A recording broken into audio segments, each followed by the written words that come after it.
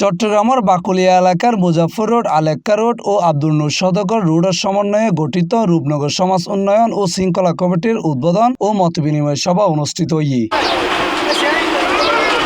শুক্রবার এপ্রিল 24 তারিখ বিকাল 3টায় মুজাফর রোডস্থ আব্দুর রশিদর দোয়ানের সামনে এই অনুষ্ঠান অনুষ্ঠিত হয়।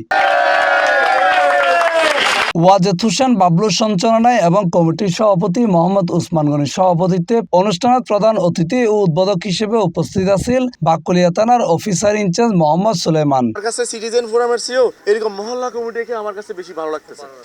এরা আন্তরিক এই মহল্লার জন্য। আমি চাইবো সিটিজেন ফোরাম আছে, তারা তাদের মতো কাজ করবে। আমি মনে করি প্রতিটি সিটিজেন, আমার এই বাকলিয়ার প্রতিটি সিটিজেনই আমার থানার সিটিজেন ফোরামের সদস্য। কাজ করতে কোনো নিষেধ নাই। এরকম মহল্লা কমিটি যদি এগিয়ে আসে, আমার মনে হয় এখানে কোনো কালপিট থাকতে পারবে না। মহল্লা কমিটি যদি আসে, আসলে আজকে আমরা এখানে সবাই সমবেত হয়েছি আমাদের যে সমাজটাকে আমরা কিভাবে শান্তি এবং সুশৃঙ্খলার মধ্যে রাখতে পারবো এই উদ্দেশ্যে।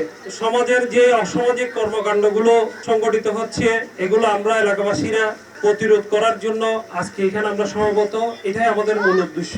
এই সময় উপস্থিত আছেন কার্যকরী সদস্য ইঞ্জিনিয়ার মোহাম্মদ উসমান আলী, অ্যাডভোকেট আব্দুল আজিজ, সালাউদ্দিন সোহেল, সমাজসেবক হাজি মোহাম্মদ মুসা, রওশন গিরামিন, মোহাম্মদ রহিম, কুরশেদ আলম, ইমরান হোসেন সুটন, মোহাম্মদ ইকবাল সহ এলাকার গণ্যমান্য ব্যক্তি অকল। আমাদের কাজটা চালিয়ে যাওয়ার চেষ্টা করতেছি। আমরা আশা করি আমাদের সাথে প্রশাসন আমাদেরকে সহায়তা করবে। কিছু এই তিনটা প্রশ্নের উত্তর যদি আমাদের জীবনে প্রতিফলিত করতে পারি, হয়তো আমরা অনেক উন্নতি করতে পারবো। এমন আলোড়ন সৃষ্টি করেছে আমাদের এলাকায়, সেজন্য কি বলে যে ওনাকে ধন্যবাদ জানাবো।